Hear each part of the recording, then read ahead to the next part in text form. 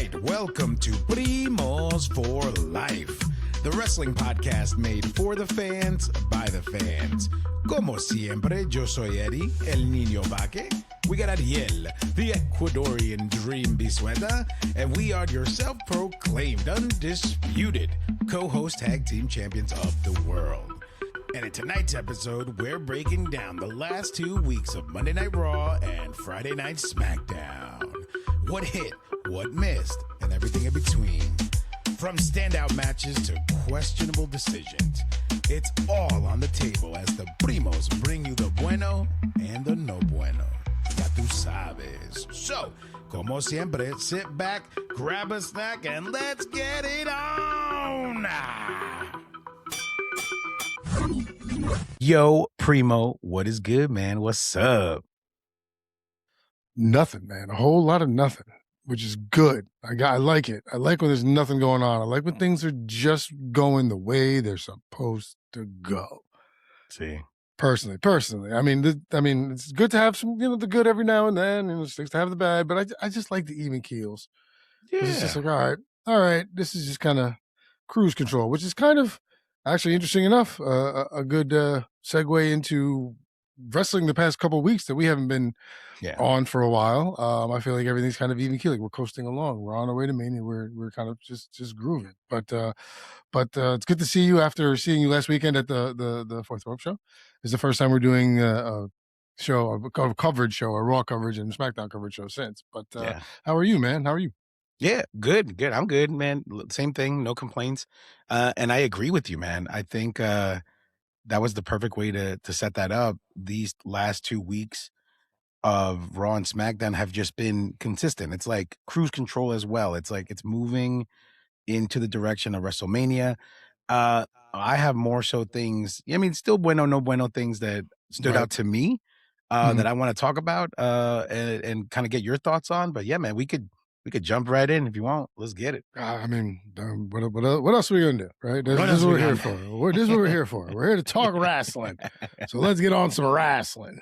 Hey, let's get it, man. All right, cool. So with that same accent, we had Raw 2 weeks ago out at San Antonio, Texas. So very fitting. Texas. Hey. Some wrestling now. And I had no buenos. I have a lot of buenos. Things that really popped out to me that I'm like really excited to jump into. So let's get into the first thing. Seth Rollins opening the show, his opening segment, he stating that he created the vision and he will kill the vision. And I loved how jacked up like Paul Heyman looked with his like gouging like red eye. And I was like, dude, how good of a method actor are you that he probably like, because I heard like, I'm sure you heard this like a year ago when he looked all messed up after the whole tribal chief thing happened. He had like a 5 o'clock shadow and bloodshot eyes. Like I heard to prep for that, he didn't sleep for like 24 hours because he knew he had to look like that. So this gives me the impression that he kind of like ran into a wall or punched himself in the eye to kind of like give that swollen eye allergy look. You know what I mean? Well, I mean, I can't imagine because to punch yourself in the eye, like your body's naturally going to go, I don't want to do this. Running into a wall, yeesh, man, we're taking chances. So hopefully he found a better way to do it. But I like your call. Right? We'll see. Yeah, man. But no, but this whole setup was so good because, Paul, was, like I said, all jacked up and everything. And he's like, FAFO, FAFO, FAF5. And Brock Lesnar comes out. And for a split second, you're just like, wait a minute. Is he, are we switching gears? Are we going to have a program between Brock and Seth now? Like, what happened to the whole, but no. We hear the ruler, Obafemi's music come out. He's, strutting down the ramp. And here's what I really wanted to talk to you about, right? In hindsight, right, I got upset at the whole Rusev thing because it's like, dude, like you said it, Rusev has never been thrown around like that before. So it was unnatural for us to see it. But now for us to get to this point, it makes sense why that had to happen because we needed an example of Obafemi being able to do that to a big man. Because now in this segment, when he did it to Brock Lesnar, everybody, it's like everybody's brain exploded because it was like, oh man, like Oba's not he's no joke. He's here. He's here to rule. And amazing pop, an amazing moment. Kudos to Brock Lesnar for finally being at that level of his seniority, as a veteran in the wrestling business where, it was said that, when he was on the canvas, he told Oba Femi, like, put your foot on my chest, like, do it, like, embrace the moment. Kudos to him for that. But I mean, that moment, that whole thing goes to Obafemi, like incredible. What'd you think about that? Yeah, no, I because you heard the whispers, you read the internet post that it was going to be Obafemi that was going to answer the challenge. So I feel like it was you knew it was going to happen. Like once Lesnar came out, like to your point, you're like, well, what's going to happen here? And then you heard Obafemi, you're like, oh, okay, this is so we're going to continue with the vision. This was just kind of a way to get Heyman out and a great marriage to get to do the both rather, because you got Lesnar out at the same time, and then you were able to do Femi. Two great stories, bang, sandwich. Thank you, Paul Heyman. But this is great, and Oba needs to win. Yeah, you cannot have Oba lose. Yeah, this would make absolutely no sense. And I'm getting ahead of myself because there's the next week on Raw. There was another segment with the two, but we're talking about it, so let's just get on it. Oba, you can't have Oba lose. If Oba Femi loses at WrestleMania, this whole thing is shot. Yeah. Shot. And I think, to your point, I do not care for Brock Lesnar. But if he's like at this point now, like, yeah, I'll take the L at Mania to put this kid over. Like, because it needs to happen. Because Oba Femi's the future. Wherever he is. He's gonna be the guy. Yeah. So I loved it. I think they did a great job of having Obafemi come out and show, yeah, Lesnar, you're usually the big guy in the ring. You've never had to stand with someone as quick and strong. Because Strowman, I think, went up against him, and Strowman's a strong guy, obviously. Yeah. But no, I think this was a much better. This is going to be a much better story and match. But yeah, kudos Obafemi. Looking forward to it. Yeah, man, exactly. It definitely made a big fight feel for WrestleMania. It's definitely one of those matches that we're all looking forward to. So I definitely agree with that for sure.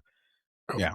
Yeah. But jumping into the next thing that I like, the Bueno in the Bueno segment, the Liv Morgan promo on Finn Balor. I found it really interesting because I was like, Liv of all people, like, why are you cutting promos on him? Why are you saying like, oh, this has been in the making. This has been in the plan since the beginning of me joining Judgment Day.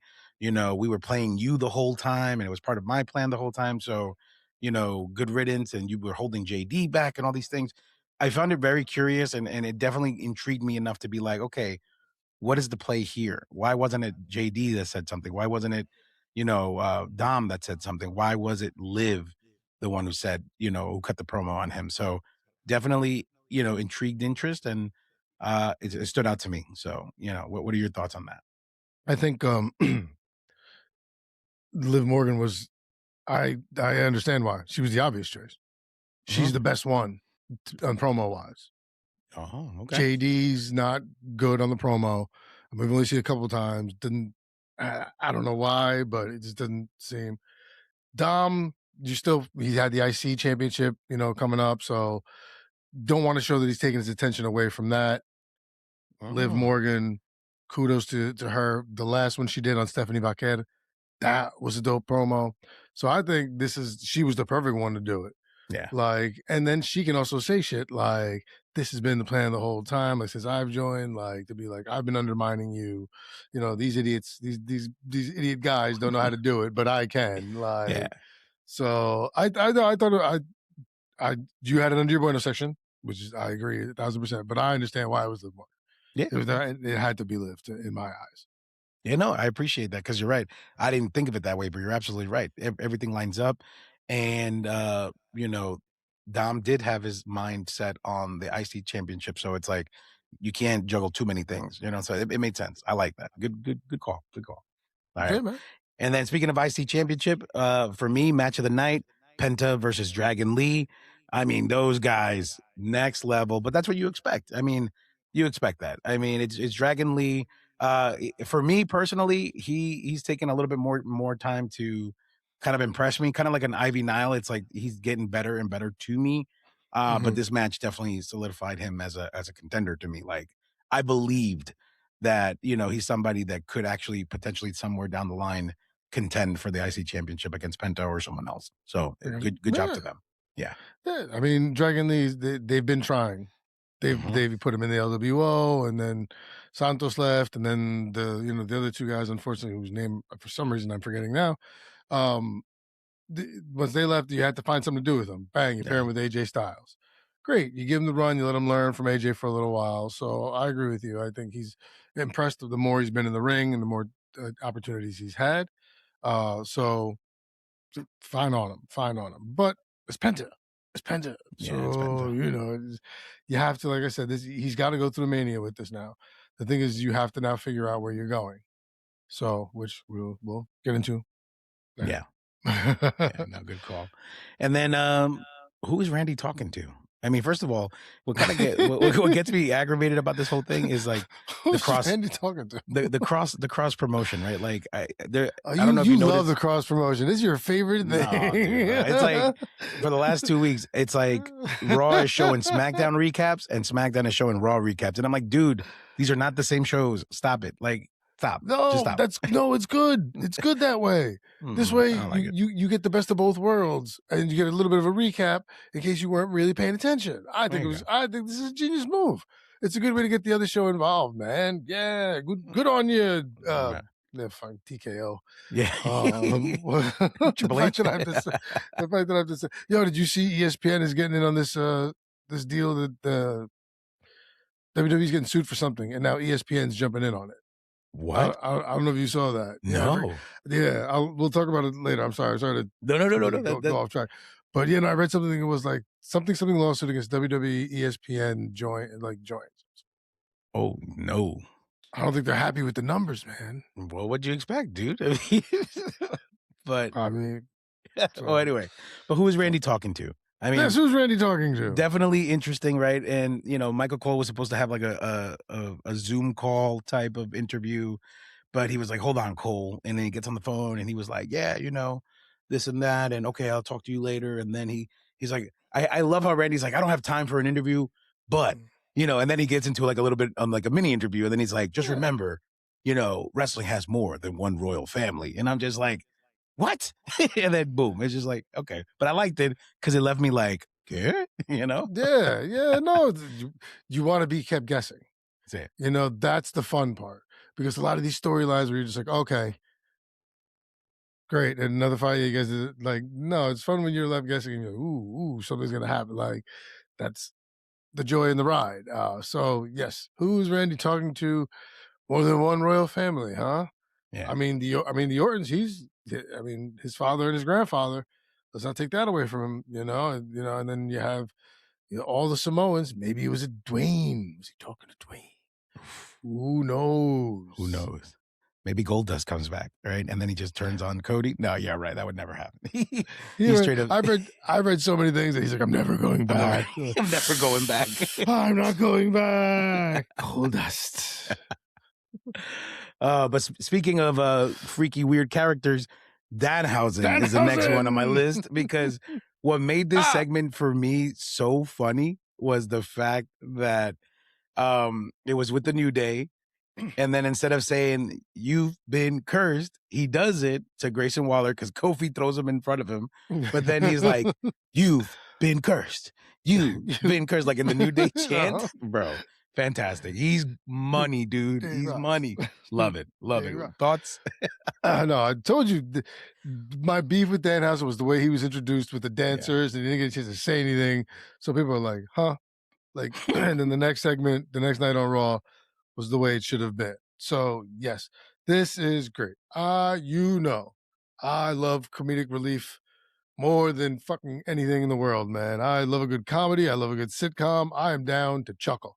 So Danhausen, my man, this is great. This is fantastic. I love it. I'm here for it, man. Yeah. You've been cursed. You've been cursed. And then the disappearing act is just on point. And then it's funny because in one of the other episodes later on in the week, I forget which one it was. I think it might have been SmackDown because it was with Candice LeRae. and what's it called? He like disappears, takes a 20 from her and disappears. And he's like, where did he go? And then you see him running like, it was like so 20, funny, dude. 20 in his hand. Yeah, man. But he's so good, man. But okay. And the last bueno point of this Monday Night Raw, so we could keep it moving, the mind games between Punk and Roman. I like it. I like the back and forth. It's really starting to feel very like telenovela-esque, because one week it's like Punk, breaks, and the next week it's Roman that breaks, and it's so good. It's like I feel like this is getting more personal and more personal each segment leading into Mania. I hope it continues this way, and I hope like they bring CM Punk's dog at some point in there. You know what I mean? Like you got to keep hitting hard. Larry, you know what I mean? Larry, yeah. You got to bring Larry into it. How much longer does Larry have? No, Larry died already, dude. It's just Larry's been dead. Yeah. Because I'm sitting there, I'm like, I feel like this dog's been alive forever. No, he passed like a few years back, but still a soft spot for him. So Oh, Lawrence. No, this is gonna be fun. And the thing is, I wasn't expecting to want to like this, but all of a sudden I'm here and I'm like, I'm kind of with Roman. Mm-hmm. Like I'm kind of with Roman.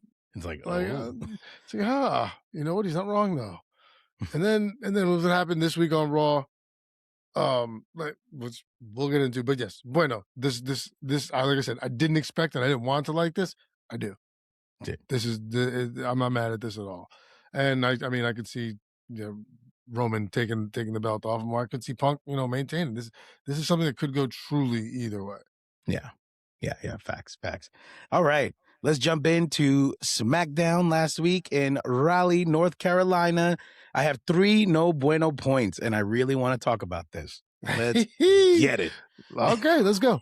3 no buenos. Now I'm in. Do not like that Truth and Damian got the tag titles so soon on a SmackDown. I wish it was done at Mania, because the way they did it on this SmackDown, there was a genuine pop. They left Damian in the dark about it, so he was genuinely surprised when it happened. And I'm not saying they didn't deserve it. They just deserved a bigger moment. You know what I mean? And I felt like they did them dirty in that aspect. And for that, I put it in the no bueno. Thoughts? Am I being too critical? What do you think? No. This is the problem once again with them moving the belt so fast and not letting a storyline build. Right. It's my beef with the United States Championship. Oh yes, and we'll get to that too. It's my beef with that. There's no storyline. You send someone out every week, like you're not giving these guys a chance to shine and put them in a feud and have them be on the mic. Give them promo work, but you're not doing anything like that. And I think that takes away from it. So yeah, I love Priest and Truth. Yeah. And this is going to work because they're going to be they're a formidable team. Mm-hmm. Priest is still a beast, former world champion. Priest is a monster. And R-Truth is no slouch. He's getting on in years, but he can still move. So, I mean, they're going to be a good team. I agree with you. Too soon. Yeah. Too soon. Should have been at Mania. Unless you plan on swapping a whole bunch of belts at Mania. This was, I mean, especially you're trying to get eyes on SmackDown still is the problem. Your PLE numbers are your PLE numbers, and Raw's going to be Raw. So I understand them doing something like this, but give it more of a feel. Give it more of a time frame. It's a story, something. I don't know. I agree with you. Didn't like it. So I don't say they did them dirty, but I want to say they didn't maximize on the opportunity there. That's what they didn't do. Yeah, man. Yeah, good. And I'm glad you see it my way, man. But then the next thing on the no buenos list, why Beechin? Why? Amazing promo between Jade and Rhea, but why did you sell out and now join forces with the person that's been beating up on you guys for the last 2 months? And mind you, in the next SmackDown, they explain briefly why, but at the moment I was infuriated. I was like, no, dude, please tell me that this is a plan to like kind of like when Randy joined the Wyatt family for a little bit, just so you could turn on them later on. Like, I hope it's something like that. You know what I mean? Because this doesn't make sense to me. Thoughts? Oh, so many thoughts. The first is finally we have a chance for beaching again. We have this opportunity. Listen to me, WWE, TKO. Let us not waste this. Shirts should be being printed right now. Beaching. This is great. This is fun. It's a good way to keep them involved. It's similar to when Jade was at AEW and she had her baddies or whatever they were. Cronies. Give her some cronies. Great, because then also this way, she doesn't have to take a lot of the beatings. She doesn't have to do a lot of the work. Great heel move. I don't have to get involved ever until you're already down on the ground because my, cronies to carry it. Yeah. Like, so it's beaching, man. I think it's great because you do have the opportunity to have them turn on her later on and be like, we forget. You kept whooping her ass all the weeks. Like, yeah, you have the opportunity to do that too. So that's why I'm like, yes, beaching.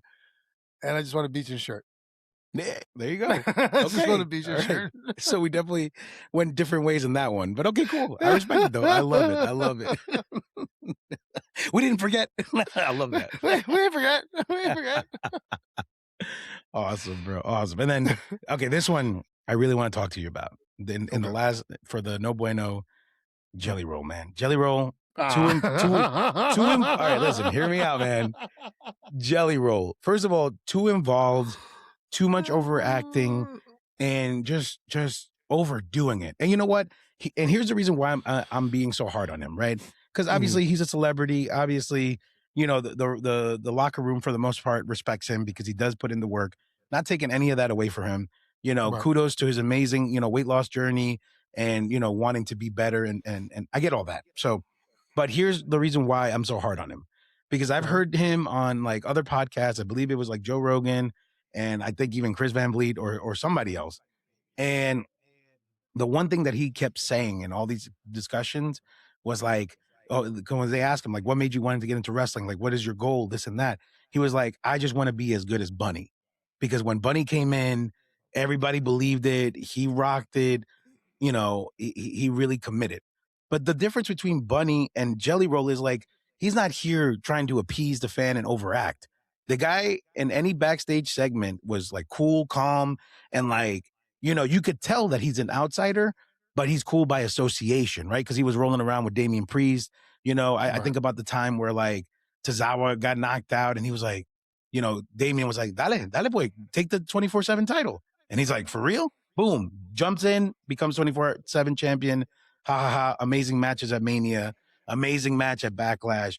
But the thing about Bunny is like in ring work, you believe that he's an outsider who's been training, who is trying to give it his all. He's not there trying to appease the fans, like put one finger up, get the crowd going. Like he didn't do none of that, and in his two matches or interactions with Kit Wilson on this SmackDown and the next SmackDown, because they have an official match later on, there was too much of that, too much overselling. You turn your back to Kit Wilson like 3 flipping times. Like, I'm sorry, if you had not been in a fight before, why would you turn your back on the enemy, on your, so there were just a lot of things that I'm like, dude, if you want to be as good as Bunny, then do as much as Bunny, which is don't oversell, just commit, and that's it. But maybe it's me. Thoughts? I definitely noticed the overacting. Oh, really? Definitely noticed overacting. I'm like, oh, okay, this is way too like. It takes you out. It takes you out of the moment. Yeah, it is, because to your point, Bunny wasn't never really overacting. Bunny was, or it didn't feel like he was. He to your point, your credit, he took everything cool. He was just kind of calm, collected, and it felt kind of natural to him. Where you're looking at Jelly Roll like he's looking for the pop. Yeah, like Bunny was like, I'm just gonna have a dope match. And we'll go from there, because what was Jelly Roll really doing? Like nothing. He's too involved with everybody, with Cody, with Randy, with Cardona. All of a sudden, he's best friends with everybody. Nah, bro, I'm sorry, it's my fault. I told them to apologize, and I'm just like, shut up, Jelly. Shut up, Jelly. They're giving him screen time. Listen, because they're giving as much screen time as they possibly can because they can get those fans who don't watch who listen to Jelly Roll and don't watch wrestling. Okay, now here's my thing. If you listen to Jelly Roll, in my mind, you kind of automatically watch wrestling, not vice versa. But if you listen to Jelly Roll, I feel like you're in on wrestling anyway. So it's not like you're bringing new eyes. No, I'm kidding. I'm totally kidding. No, it's a lot of in your face because we want to pump the celebrity and stuff like that. But yeah, this is getting old fast. Yes. Like, I hope he gets his whatever match he's involved in Mania. I hope he gets beat bad. Like, give me the sympathy so I could build up again and be like, oh, okay, maybe a comeback at SummerSlam might be good. Pobrecito Jelly Roll. Pobrecito. But yeah, man. But for the two buenos, right? I love the chaos between Drew Mack and Jacob Fatu, man. That entire episode. The funniest thing that I saw online was remember in Family Guy when Peter always fights the chicken, like out of nowhere, it just like right jumps him. Yeah.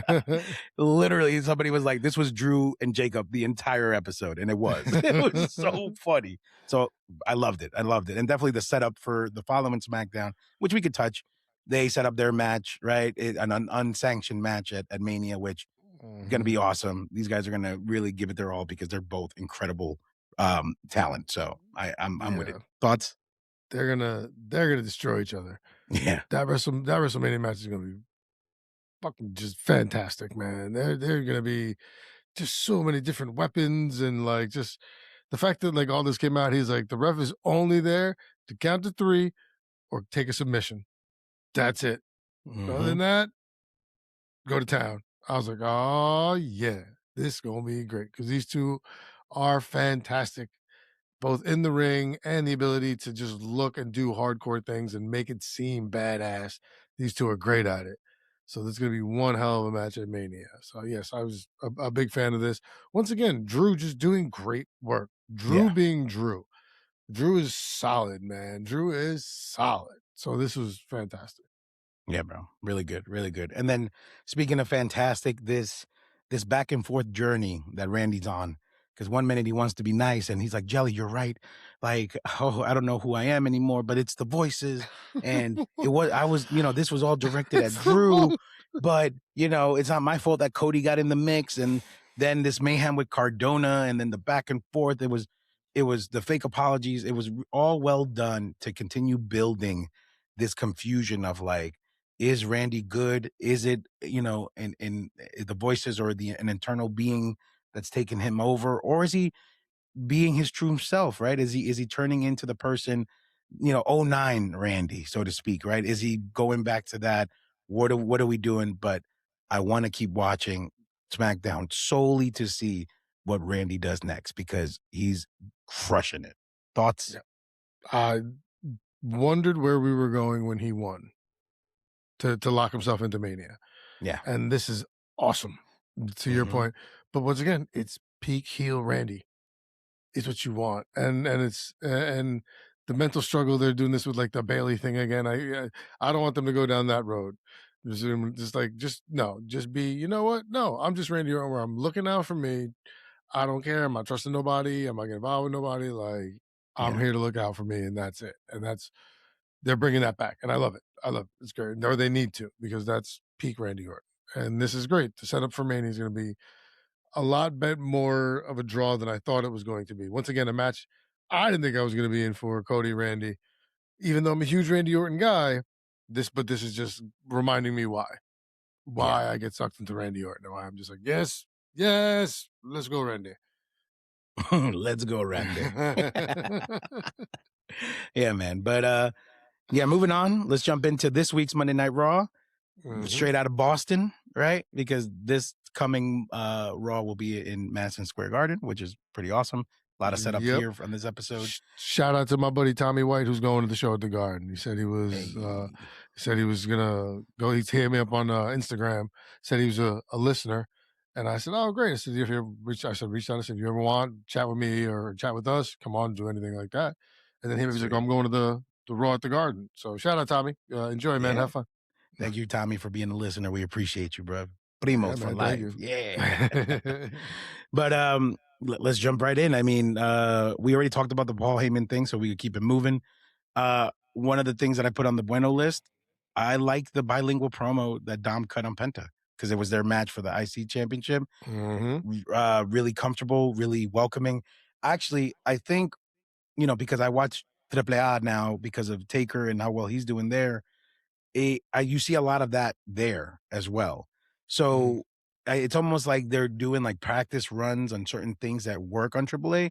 And they're like, yeah, this got over so well, we should probably bring it back to, the main shows, which is probably why we get like Stephanie Becerra bilingual promos, Americano Grant promos, Penta bilingual promos. So, yeah, man, I enjoyed every bit of that. I think he is a superstar, and I really think Dom, the sky's the limit for him, man. He's incredible. I like it. Is he gonna be the best Mysterio? He already is. I mean, there's no debate. Yeah, bro. Yeah, man. He already accomplished something his father never could, bro, and to be the Triple A mega champion, my guy. That's it. He's the king of the luchadors. Done deal.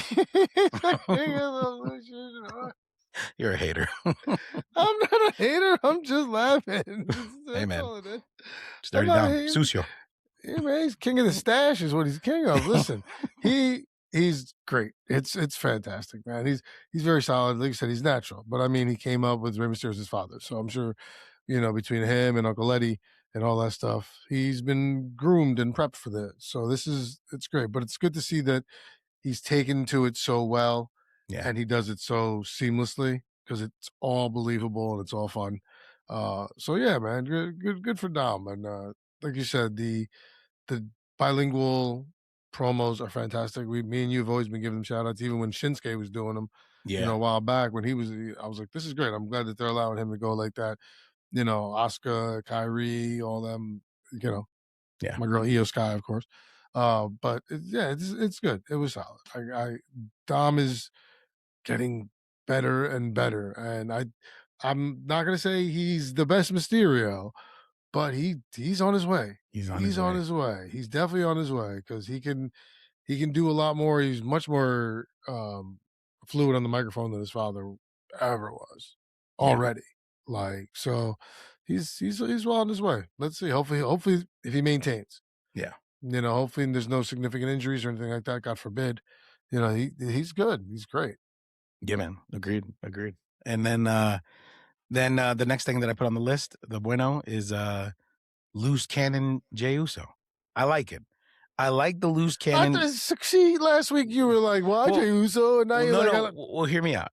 I like when he's unpredictable, when it comes to his actions and the things that he does in the match. Obviously, I believe it was I don't know if it was this or one of the Raws. He takes the brass knuckles, knocks out, the Vision during the match and gets disqualified. But that's good. That level of commitment to this like loose cannon character, I love that. It's the whiny part that it's like, dude, shut up. Let Jimmy do the talking if he's going to be around. You just be unpredictable and be like, let the bloodline be like, all right, dude, calm down. You know what I mean? But other than that, I put it in the bueno, man. He deserves a bueno for that. I like the fact that he took the brass and just punched people and didn't care. He's like, who cares about these tag titles? You know what I mean? Like, I loved all that. That's good. That's good. Just stop whining. Okay. That's all. Oh, okay. So it's a fine line for you. It's a very, very fine line of what he can do. This is very, very lethal weapon. Very Mel Gibson, Danny Glover here. Very one's the crazy guy and the other's the straight guy. And here we go. Yeah. Like, I'm glad Roman was like, get out of my ring. I was so glad when he came out. Yeah. He's like, you had a match, right? Like, yeah. He's like, is it over? He's like, get out of my ring. And I wasn't even mad. I was mad that Jimmy was thrown out. I wasn't mad that Jay was out. Jay's annoying me now. Yeah. I'm getting annoyed. First of all, I was never really a big Jay guy anyway. I wasn't eating or anything. But now I'm like, just step aside. Step aside. Now I'm gonna start putting you up there with La Noche. Like, just okay, all right. Like, fine. I take the belts off him. Take them off him. Please. Yeah, man. But moving on, we get Paul Heyman back in the ring for a second segment because he requested for him for the Vision and the Usos to have a street fight match at MSG for this upcoming Raw.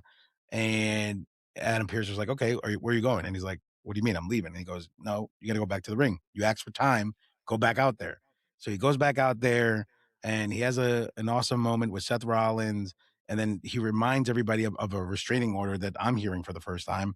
And then he's getting pulled away by the cops, and he starts talking about like his wife, and there was no budging there for Seth Rollins. But once Paul Heyman talked about his daughter and about how he's going to adopt her, so that way he knows that her father wasn't, some level of trash or whatever. Seth Rollins somehow just escapes the cops for that long, runs down the ramp and takes out Paul Heyman, and then gets fully arrested, Stone Cold style. I liked it. I was happy with it. Thoughts? This was well done by Paul Heyman again, because he was like, "Listen, man, I'm not gonna fight you." He's like, "My people, my family." He's like, "We just sue, and we get restraining orders." And that's when he said, "Like the one we have on you." And you're like, "Oh, okay, he's got a restraining order now. Yeah. You can't be." And then Michael Cole, of course, reiterates. And then the beauty in the way that Seth got back to Paul Heyman is that Seth walked out. He was like, "All right, I'm you guys follow me out, but I'm gonna walk out." So there was no one really in front of him. He was kind of leading the path out. So the minute he was able to make that right turn and hook back to the ring, it was like, okay, like, well done. Yeah. Well executed. Yeah, fine. It's always the easiest note to pull is the family one. Mm-hmm. Always. And to any wrestler that's a parent, nothing more. And they'll be like, you don't mention the kids, you don't mention the wife, you don't mention the kids, you don't mention the husband, in the lady's case. So it was well played, because it makes Heyman seem like that scumbag. Like, I'm gonna adopt your daughter. Like, all right, you're fucking weird. Like, come on, man. Like, this is fun. You're Like, weird. What the fuck are we doing here? Huh? What? Oh man, that's good. That's good. Nah, man. But you're right. You're right. But moving on. I did enjoy the Vaquera attack on Liv Morgan as she was coming out with Dom for his match. And I even liked that Vaquera, after being pulled off by Dom, she turns around and clocks him too. So it's like, dang, girl, like you just hit him before his big title match. Like, you chill. Yeah, But man. I mean, Hey, man, I don't get enjoyed it. involved. Don't get involved, son. Don't put your hands on me. I'm in the middle of something here. Fuck off me. Yeah, man. Hit him in the face. Like, I'm mad at it. No, it was great. Because, I mean, it's good because we spoke about it 2 weeks ago. You don't know who you're rooting for. 1 week it's Stephanie, 1 week it's Liv Morgan, like this. So this was great because you're keeping the feud going. So what I said before, I'm saying this a lot. Like, I understand where we're going. Like, this is one of those cases where they're like, every chance they get, it looks like they're going to try and just beat the hell out of each other and sneak up on each other, which is fine. Liv Morgan, you expect this from. That's definitely part of the heel persona that she has. Yeah. Stephanie's a fighting champion, ain't no punk. So she'll come after you too. Well done. Yeah, yeah, man, it was good. And then Liv too. It's like she didn't just back down. She was like, "Oh yeah," and then that slam to the screen, and obviously it's like programmed to come off, like turn off, like, "Oh, the hit was so hard, you damaged the screen." Then 5 seconds later, it's like it's back. You know what I mean? But so Whoop. good, so good. Yeah, man. Liv Morgan, shout outs Jersey. She's a Jersey girl. Mm-hmm. Yeah, Yeah. yeah, man. But and then the last thing I got for the Bueno on the Raw in Boston was the mind games continuing with the Bloodline. I say Bloodline because they're not calling themselves the Bloodline, but it's the Bloodline. They're back and Yeah. they're working together, and they're in Punk's face. And I mean, we touched on it already, but again, just kind of adding on to the fact that it's just continuing building blocks to the road to WrestleMania on this storyline. What's going to happen? I mean, I would at this point, it's like I wouldn't even be surprised if the swerve was, you know, Punk getting one of the Usos to turn on the bloodline, simply because remember, he keeps, saying, "Oh yeah, like Roman, you're the one with the problem. The rest of the Samoans love me. They respect me. They cousins too. You know what I mean? Like, so it's almost like, meant to sound insulting, but I wouldn't be surprised if like Jimmy turned around and like super kicked Roman during the match when they're quote unquote out there to help. You know what I mean? Mm-hmm. Well, I mean, It's for me. It's who turned last time first? Jay, right? Jay, yeah. Jay. Who's acting like a crazy fool right now? Jay. But see, that's the smoke. You know what I mean? That's the fake fire. You know what I mean? It might be Jimmy. I mean, that's so they just try to look over here while I got the trick going on over here. That's I get it. But what I didn't care for here was that at some point Roman Reigns is taking orders from Jey Uso. You know what you got to do. You know what you got to do. Like, relax, Roman. You're the tribal chief, right? So you do it on your time. You get him when you want. So I ain't like that. And then he's like, all of a sudden he hits me, yeah, Superman, whatever. So I wasn't really a fan of that because I'm like, he shouldn't be taking orders from anybody. Like, I understand he's gassing him up, whatever, but I didn't care for that. But once again, to your point, the mind games continue. Did. And then now we jump into SmackDown coming out of Pittsburgh. I got more no bueno than bueno, so let's jump into the no bueno so we can end on a good note, like you always say. Rough opening match with the Bellas and Charlotte and Bliss. Oh God, the best. I was watching it with some friends, and the one thing that they said, and mind you, they're not like, you know, super duper wrestling fans like us. One thing, and I like the way they said it. He was like, you know what, this match is not fluid, and I was like, you're right. There were too many moments in that match where it looked like they were trying too hard, or somebody missed the cue by an inch, and it kept happening and happening that it didn't look fluid enough. I mean, there's a difference between moving as one. There's a difference between looking too choreographed, and there's a difference between missing your mark. And overall, they were just not fluid, and it took me out of the match. What'd you think? Very choppy. Yeah. Very choppy. Like, to your point, missed spots, bad timing, crowd was never into it. Like, I remember when Bree specifically was like, Bree mode, and like nobody clapped. Crickets. Nobody clapped. I was like, ooh. Yeah. Like, I'm glad you caught that. Me too. This rough, bro. This is so rough. Like, because usually she get like, yeah, like, I mean, like 15 people. Nobody knew. The crickets were even silent. Even they were like, nah, I'm good. Like, yeah, it was rough. Yeah, it was. That was. This is once again the case of, all right, you bring them back. Let's toss them in the match. Use it for what we can use them and get rid of them. They're not going to hold it. If they were to get the belt somehow, then it's not going to be a long reign. Yeah. Yeah, man. Agreed. And then circling back to this week's beachin mode. First of all, they were getting booed. So obviously the turn worked because that means they're hot heels right now. Yeah. So much so that they didn't let B-Fab talk. But I hate the reasoning. And this is why I put it in the no bueno, because it's like, oh, y'all surprised? It's like, Jade got the gold. Jade got the power. So we'd be stupid not to join her, because once we align ourselves with her, then we'll get the power and da-da-da-da. And in my head, I was like, bro, she was embarrassing you guys for the last 2 months. Like, what is this? Like the prom princess that, got a couple of nerds to like do her homework. Like, no, dude, again, didn't like the reasoning, but it's working. It's working like from a television and scripted standpoint. It's working because they got booed really badly. It's logistically sound, man. What are you talking about? I know. Yeah, man. You're gonna run with the champ. You got a chance to run with the champ. You're gonna run with the champ. I don't give a shit if you whoop my ass or not. Because to your point, later on they could turn. Once again, we ain't forget. And this could be this, which is why I said to you before, that's a great call on your part that they can actually lap and do that. It's a very common story that they can also sell as being like, oh, that's just what we said when they do decide to turn. But not bad. Yeah, I do hope that that's the payoff. And then the next thing we got, back to Jelly Roll, because more Jelly Roll and Kit Wilson. Do we have to do this again? Do we have to talk about both these guys again? Well, no. So here's the thing. Here's the thing about why it's no bueno. It became no bueno because of Jelly Roll. But the good thing that came out of this, though, was, remember, Danhausen cursed him, cursed Kit Wilson. So at the end of their match, Jelly gets the pin, and I was infuriated with that. But then you also have to remember, well, he got cursed. You know what I mean? So that's why Kit got the loss. because it just didn't make sense. First of all, kudos to Kid Wilson for making Jelly look amazing in that match. He was selling for this guy like a vacuum cleaner salesperson, going door to door, bro. He was incredible.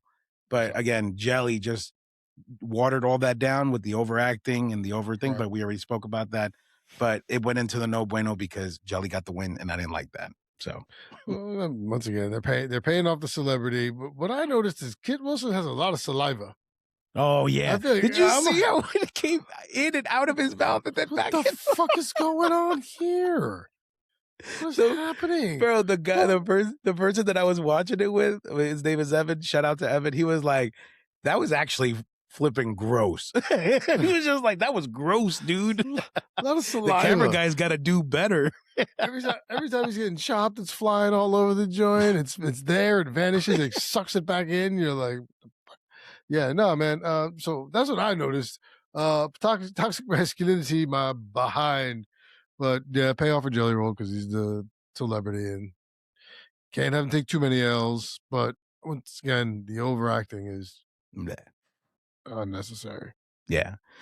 Now, this last no bueno is the piece that I know you want to talk about and how dirty they did Melo. I don't even want to talk about it. Bro, I don't even want to talk about it. So let me get it out. Bro. So first of all, the setup to this whole thing really aggravated me, right? Because you got Nick Aldis coming up to Trick. It's giving him good news. You know, you're so hot right now. The people love you. We're going to give you a spot for WrestleMania. We just got to figure out the rest. And, he was like, yeah, man, this and that. And then Sammy's like, well, what about me? Da-da-da-da. And Sammy's like, I'm sorry. We don't have a spot for you. Unless something changes, this isn't going to happen for you. And then I love how Trick was like, yeah, Sammy, catering's that way, dude. Like, keep it walking. And then Sammy takes a cheap shot at Trick. And I was like, dude, you're lame. Don't like you anymore. Whatever. Right. But then Melo does his open challenge stuff and Sammy is the opponent. And we could sit here and blame Trick Williams for costing Melo the match and Sammy getting the win. But in the bigger picture of things, they did Carmelo so dirty on this aspect. Because first of all, the U.S. title has not been defended at WrestleMania since 39, when it was Cena versus Austin Theory. So you didn't give a crap about this title for the last 3 WrestleManias. You know what I mean? So all of a sudden, because you want to throw Sami Zayn into the mix, you're going to do Melo dirty and give the belt to him so he could have an incredible match with Trick Williams because it's going to be good. We saw a preview of it already. So my only justification on this whole thing is you better throw Melo into the mix and make it a triple threat because to do him dirty this way. Now, granted, out of all the 3 wrestlers that had the U.S. title open challenge, the best one was Sammy. Melo would be second, and then Ilya third. But regardless, it was a cheap way to do it. I feel like you undermined all the efforts and all the work that you did for Melo. And whether it was catching every week or not with the open challenge, the guy was doing his part. The guy was doing his, he was doing work. And you screwed him over just to put Sammy into the picture. No bueno on all accounts. What do you think, bro? I'm furious. Yeah. This was so bad on so many levels. To me, there is no justification for this. You can try to sell it to me any way you want. There is no justification for taking the belt off of Melo the way you did and have Sami Zayn, of all people, because you've been trying to find something to do with him, but you can't put him in the main event picture because he's not a main event guy. Let's be realistic. Sorry, not the case. He's a good when he's going for the belt. He stinks when he has the belt. We've covered this many times. I understand Trick Williams, and I think you could have had Trick Williams versus Melo at Mania, and it would have been amazing. They had a great match when it was for the did they fight twice for the NXT Championship? Or once? They fought twice, right? Yeah. The solid matches, like great matches. Like these two can put it on. I don't know why you had to involve Sami Zayn here. Yeah. I have no idea. It makes no sense. And to just pull it off of him like this, is just, to your point, just such a slap in the face. Yeah. Like, just incredibly. Like, you can have a way where Trick maybe cost Sammy the match. And to your point, now you have a three-way dance. But Melo retained, and Melo still got the belt. Because you put it on him just to rip it off him right before Mania? That's bad booking. It's bad booking all the way around. It's not like it undermines the work that they did the previous months for sure. It's just terrible. It's terrible. I was so disgusted with this. Like, yeah, man. Yeah. And then to end on a good note for this episode, though, even though there was only two things that stood out to me that were bueno, hysterical R-Truth segment in the back with, them winning the tag titles, and they're like, Judgment Day is back. He's like talking to the contractor because they're going to build a new clubhouse. And like, dude, we're not in Judgment Day anymore. And then Jelly Roll, again, being nosy, comes in, congratulates them, and see, it's like, look, it's Dom. He just looks different because he doesn't have the mustache. And then Rhea comes to congratulate, and it's like, yeah, Judgment Day is back, baby. And it's just like such a hysterical, but we say time and time again, R-Truth is just money. He's gold. Keep it going. I was so happy with it. No complaints except for Jelly Roll. Yes. On all points, yes. Truth is gold. All right, Jelly Roll, kick rocks. We're good. And I mean, Priest is the straight man is awesome. Love the Rhea Ripley entrance there. Like, yeah, they were back. We're back. Like, it was great. That was absolutely hysterical, man. This is why you understand why you wanted to put the belts on them. But once again, you could have taken your time a little bit better. Yeah, man. But this segment was great. Yeah, for sure. And then the last bueno point, the continuation of the Randy Cardona segment, and Randy being selfish and putting Randy first, and having these great matches and all these things, but then ultimately, because he did have a great match with Cardona, even with the brace on his arm and everything like that.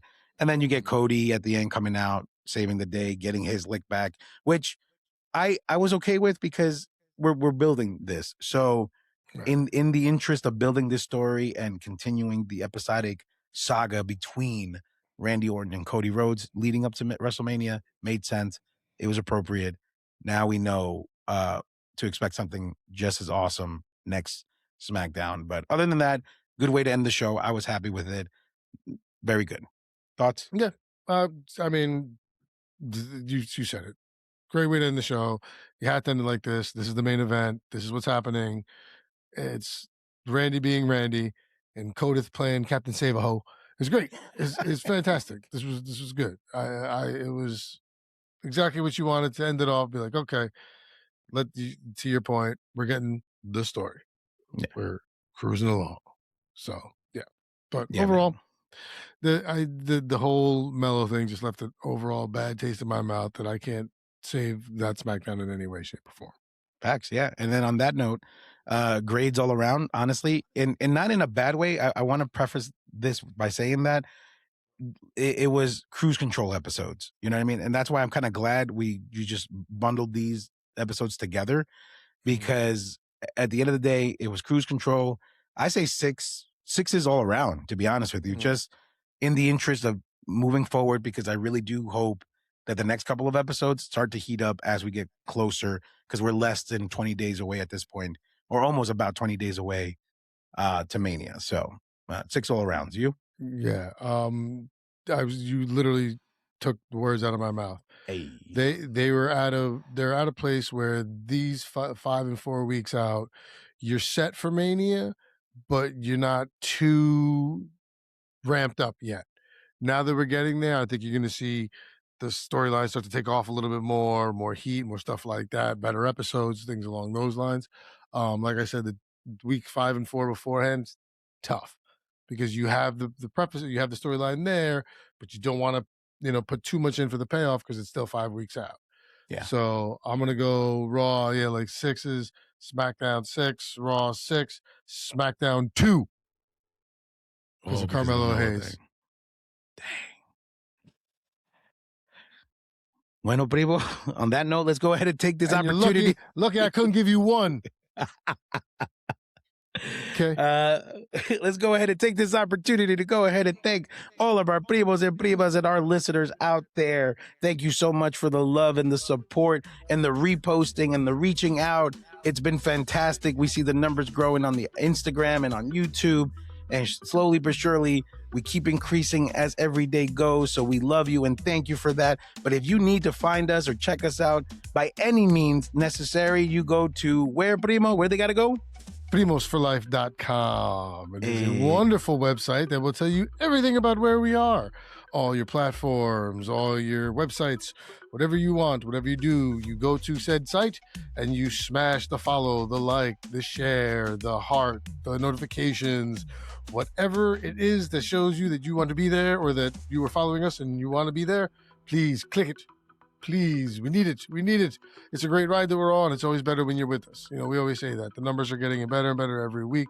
Eddie's constantly sending me pictures and updates of how many listeners we have and followers and new things like that. It's great.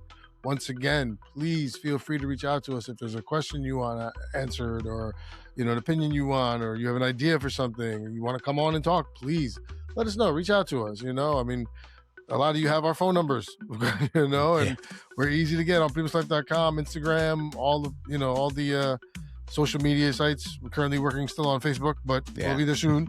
But yeah, please and thank you. You know, we can't thank you guys enough. You know, we're lucky to still be doing this a year and change in. You know, we never thought we'd be even here doing this a year and change later, and that to have the following and some of the guests that we've had. And thank you to all our guests who've been with us. So once again, we love you guys. Couldn't do it without you. Muchísimas gracias. Thank you very, very much. We will see you when we see you. Yeah, we will see you when we see you. Take care, everybody. Good night.